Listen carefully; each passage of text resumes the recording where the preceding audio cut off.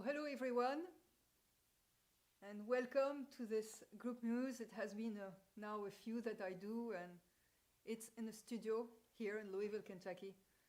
We have good capabilities and technician engineer Adam, who takes care of the recording. We recorded a lot together, so it's great to be here and to share this with you. The only thing missing is that you're not here, but other than that, it's great. So anyways, today on the program, I will start with this work, which came to me as a wonderful surprise. It's a world premiere of this piece that was composed in 2020 by Naji Hakim, born in 1955. Many of you may know of him. For those who don't know, I will say shortly a few things which I hope are correct. But Naji, I believe, is the first Lebanese to have gotten the first prize from an organ from the Paris Conservatory.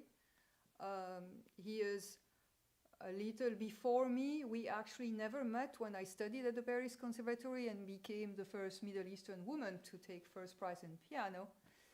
But Naji came on to become a composer, and also some of his teachers you may have heard of, Olivier Messiaen. He took, of course, that was very famous, that he took the position of Olivier Messiaen on an organ in Paris. Paris is so beautiful. You walk around, you have beautiful churches, you have beautiful organs, and sometimes you have amazing people who play that organ. I used to love doing that. I loved organ. I was hoping one day I would become an organist, and here I am, a pianist. Anyway, so short story, one other teacher of him, of course, is Jean Langlais, and that's why this variations on a theme by Jean Langlais. And I will now read what Naji says about the variation, which is here on the printed music, printed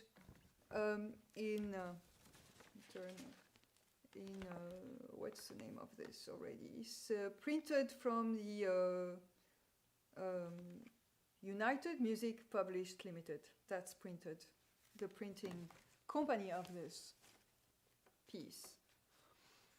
Now, the theme is that of the prélude modal, the first of Jean Langlais, 24 pièces pour harmonium ou orgue.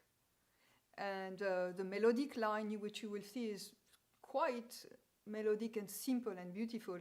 It stays in your ear for a while. Is introduced with a dense and expressive harmony before developing a series of 10 variations in different keys. The first variation, Più mosso, presents the theme doubled in both right hand and left hand. And the following 4 variations, Allegro con moto, are all succeeding one after the other. They're all different. So we have a chromatic ornamentation, we have a chordal ornamentation, variations in 2-part, and then in toccata. This finishes the fast part, and we go into a slower part with 2 variations here. The first one is going to be kind of improvised, and then the second one will have the theme in the middle. So it's an adagio. The alto part will have the theme, which you can recognize quite clearly. The 8th variation, you can recognize the theme. It's Allegro vivace, and it goes really, really happy for quite a while. And then the 9th variation, again, is slower, and it's in the spirit of a rumba. The 10th variation is fast, elegant, very upbeat, and it's alternating harmonies, and that will conclude this work. Variations on a theme by Jean Langlais.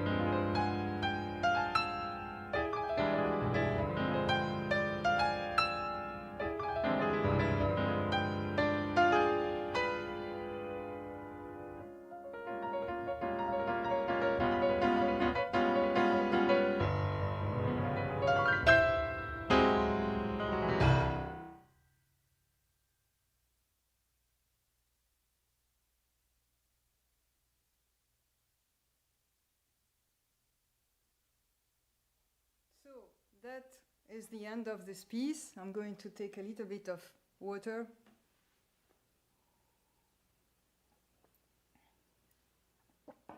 I'm just about to know it by memory, but for the first performance like that, I wanted to still keep the music in front of me. Eventually, next time, it will be by memory. So, talking about music, I need to take that off, and then we will switch completely atmosphere. So, just as I speak with you, I will do a little bit of moving around my music.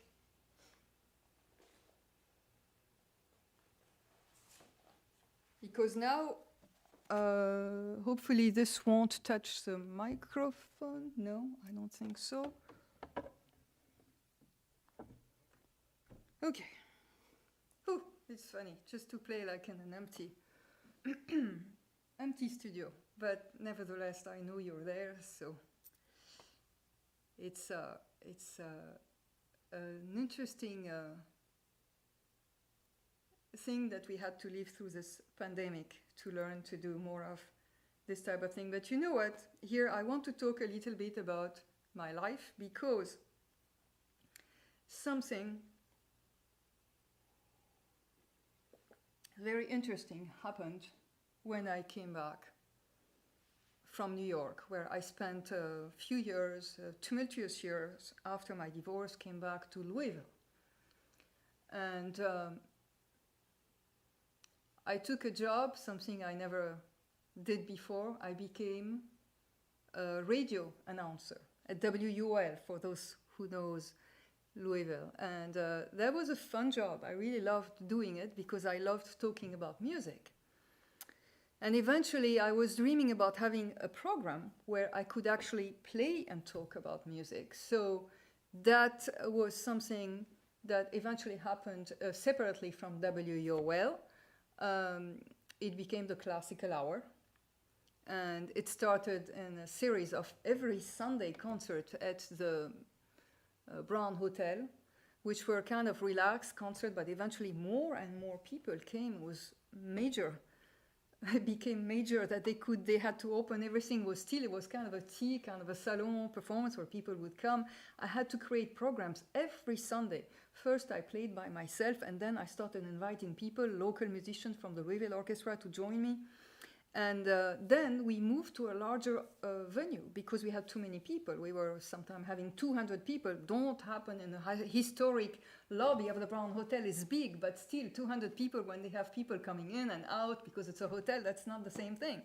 So we moved to a larger hall called the Clifton Center, which never presented classical concerts before, but was an open hall to a larger type of audience, and we attracted a lot of people. It was a volunteer effort from everyone, including the musicians from the Louisville Orchestra and myself. I organized everything completely from scratch, and I lived in a wonderful home at the time that enabled me to be strong and healthy, yet the home itself was very old, and it was a charming historic place that I was taking care of, but it had no comfort whatsoever. So I was freezing in the winter and very hot in the summer, no air condition. The heat was very bad. I had sometimes to put so many things to keep my fingers warm in my piano room, which sometimes would go down to 55 in the winter.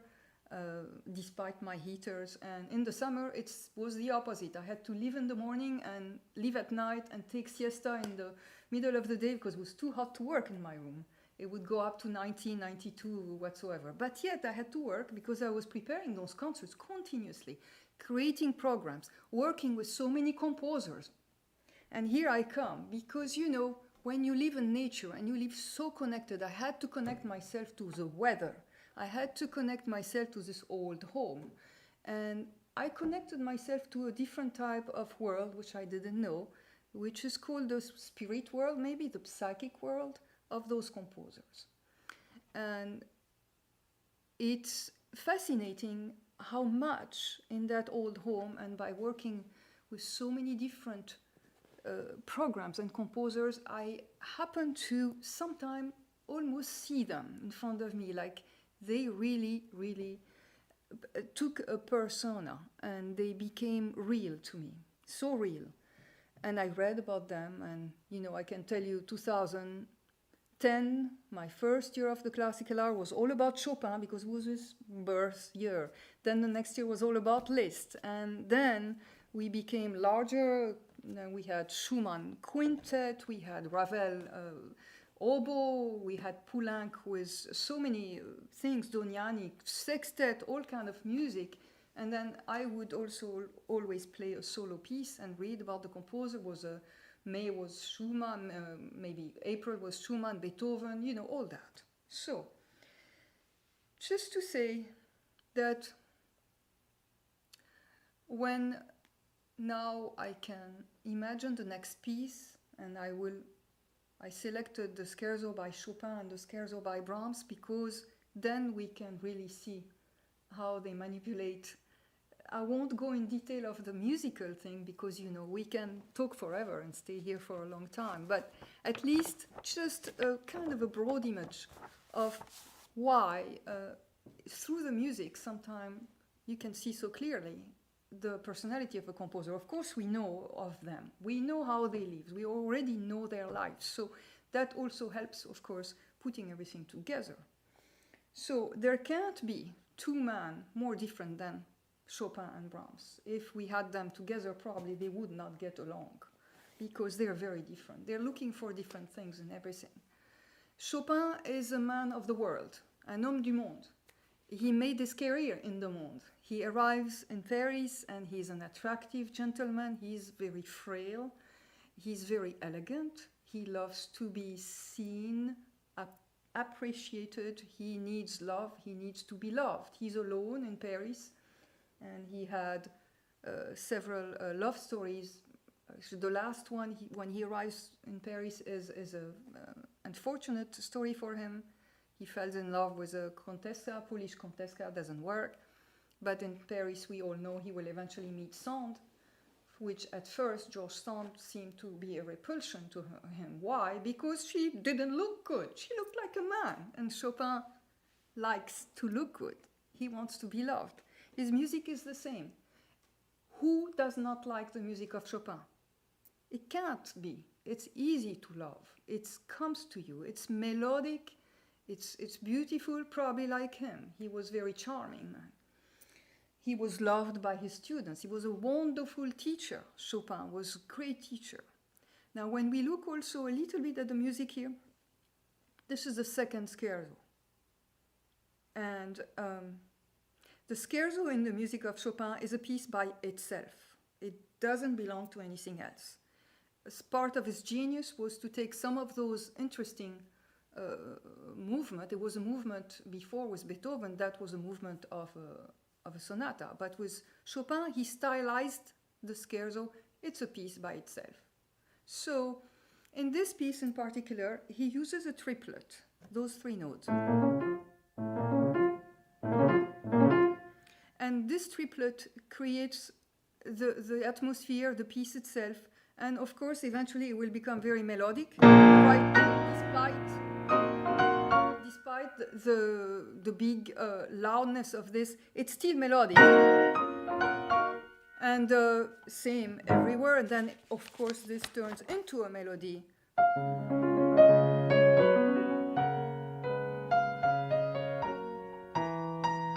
very Chopinesque melody. Why Chopinesque? Because it goes up and down. It's beautiful, it's elegant, and it has a beautiful left hand. Chords, arpeggiated chords. So, a scherzo is in 3 beats. That's normal.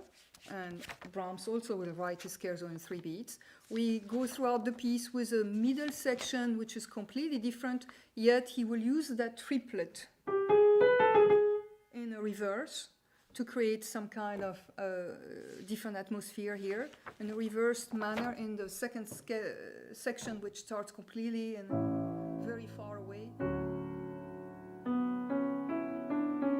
Again, with a simple melody that you can follow. And that's the charm of Chopin. Those melodies that are easy and nice to the ear. And then eventually we go back to that very strange and mysterious section, and that will end the scherzo in a lot of brilliance and nice finger touch. And in this particular case, if you can feel really and look through the music of Chopin, then you can see the man. You can also sense what kind of a person he was psychically, maybe also that he shows strength, but deeply inside there's weakness in Chopin, and that's what he can share in a very beautiful manner, and that's why we get touched, because we are all weak also. So we have this kind of duality in his music that appears, and without many more words right now, we'll go into the music and how Chopin makes his second scherzo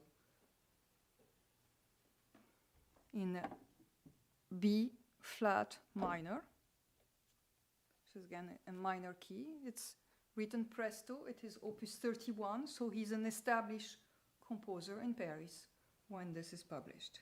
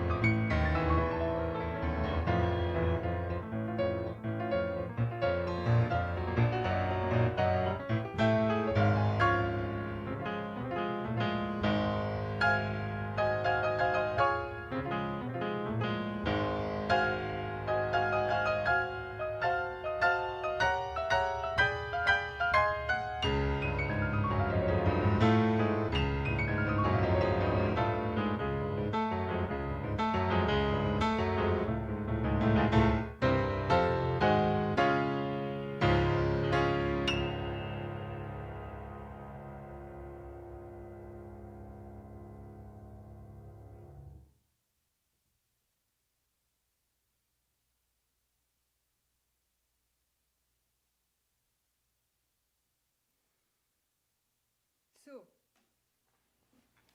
the music of Chopin, the year, Opus 31. I would imagine he composed that. He arrived in Paris in the 1830s, so that may have been between the 30s and the 40s. That was composed, definitely.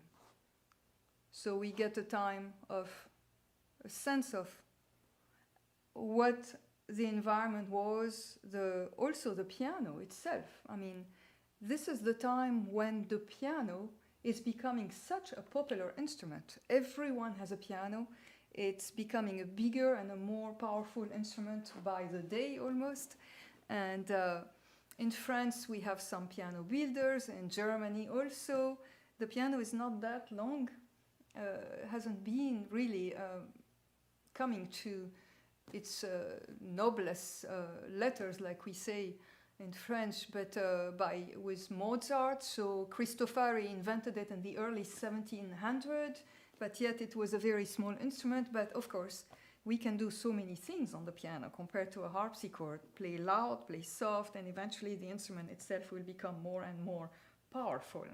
And we're going to go now to a completely different environment. We were in Paris, we go to Germany with Johannes Brahms and another scherzo. So now we will try to dive shortly for a few minutes again. Again, I could talk forever about this, because more you study the music of a composer, more you see through him. But you know what? It depends on the people too. Some people may have a tendency to really be able to connect with certain composers much more than others. And after many, many years, and after learning all those composers and also living in that old home, I kind of got a sense to look at the music differently too, and maybe to also connect with certain composers much more than with others. So I envisioned and saw many more things than I used to when I started playing Chopin. For example, Olaf Chopin almost in 2010 in my classical hour. Then 10 years later when I play him, I see differently his music. And you develop stuff like that I would have never thought I had. Comes to the music of Brahms. That was a very interesting story, because I had never played much Brahms whatsoever. Poof, it was far from me to even think I could play Brahms. And all of a sudden, something happened, and here I am. Through the classical hour, I had one concert, and then many, many more came, because in that old house, somehow, I felt his presence. And I felt and I saw many more things in the music that I ever had seen or heard, even. So, now I can tell you about his scherzo.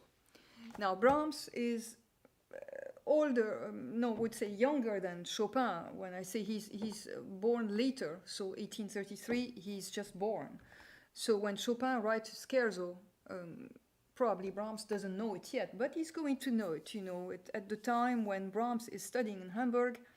Of course, his teacher knew the music of Chopin, of Schubert, of all of that, and of course he studied the music. Now, he may never, we don't have any records that Brahms appreciated the music of Chopin, but we do have one etude. His first etude is actually based on one of the Chopin etudes, but it's much more difficult. It's kind of double notes, thirds and sixths. Anyway.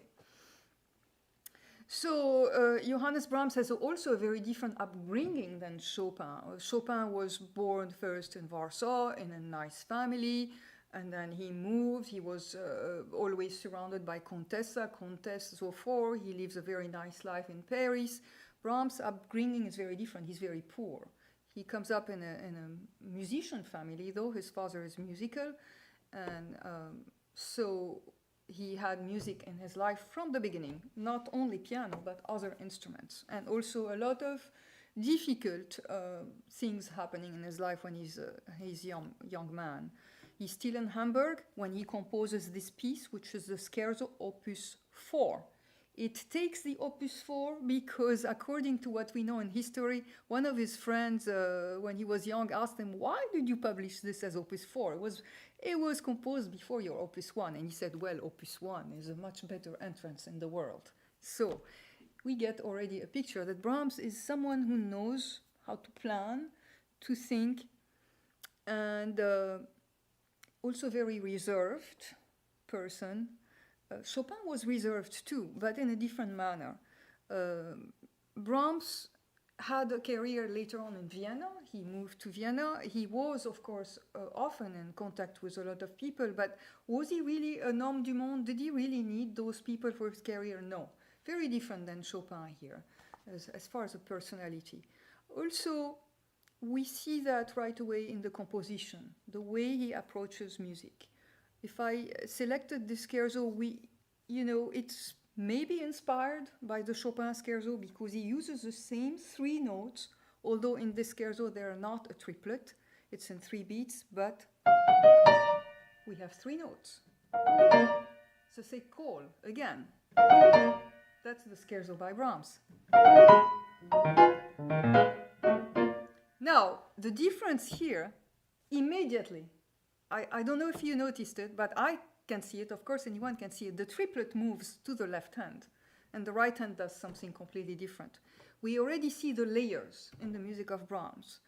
The layers in the music of Chopin exist, but they're different. They're always focused towards a melody. Here, the layers are going to go all over the place. Contrapunct is going to be very important in the music. Layers eventually down the road. Also, there's a German spirit, so very inner, very something strong and inside. There's a rhythmic part in this piece. So we have for example, beat that comes always a 1-3, 1-3, and the theme the end of this theme.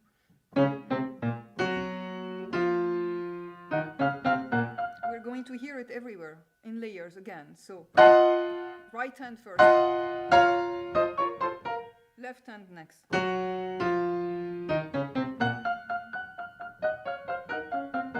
Already a contrapoint here. We're only in 4 first line, and we have already all those layers built up. So that represents a very different type of persona. It represents, to me, a persona that has a lot of layers in his personality. Things that are very complex, that comes one onto the other. In the scherzo by Brahms, although this one stands by itself as one piece, most of his scherzo are going to remain the classical form, part of an actual piece. Like in his chamber music or his symphonies, the scherzo is actually a movement. But in this particular one, no, it's a piece by itself. However, it follows, like for example, we have 2 trios, 2 middle sections that are very different. The first one is very humoric.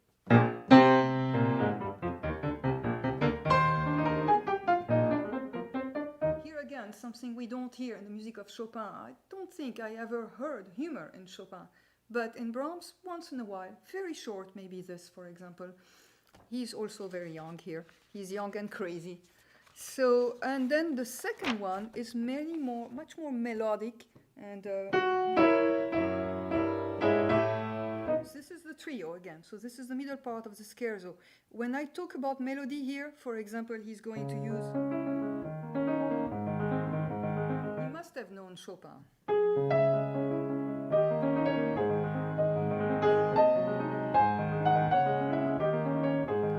Similar, you hear, but the melody in Brahms is more into what you hear as far as a rhythm.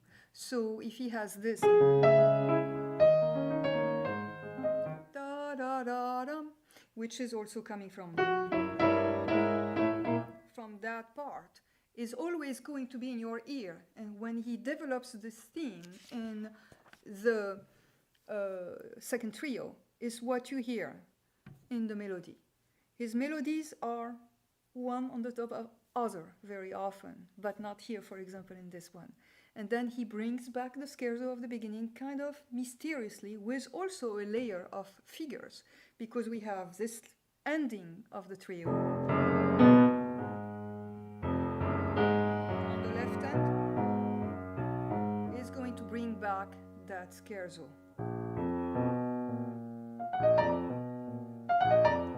That 3 notes, like Chopin, but very different.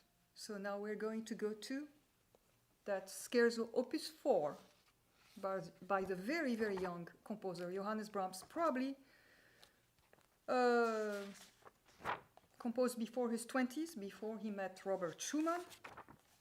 Before, of course, he published those first opus thanks to Robert Schumann. And you can already hear that incredible drive, strength that he will have throughout his life. Music was his religion. That's what he was about until the end. And the scherzo is in also a minor key with lots of flats, E flat minor. So here it is.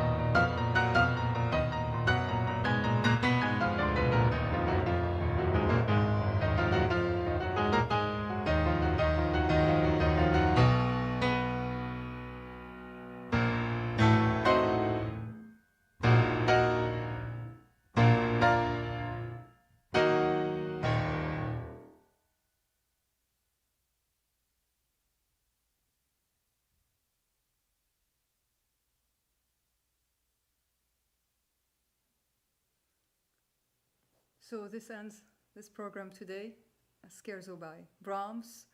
And you can tell, of course, just from the music without me having to speak too much, how much of a different persona he is.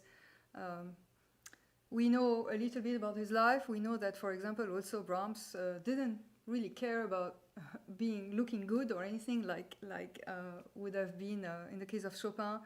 And at the end, when he is strolling the streets of Vienna, of course, it doesn't matter. He's who he is, and he's famous at the time. So, but anyway, so the difference of spirit, the difference of music, the difference with every composer is so amazing. And I hope I can keep doing this kind of in a series, so I can get used to be here and maybe no public still, but doing this with other composers. I hope you enjoyed it, and I think we will close this program for today, and until next time, like I used to say for my radio show, until next time. Thanks.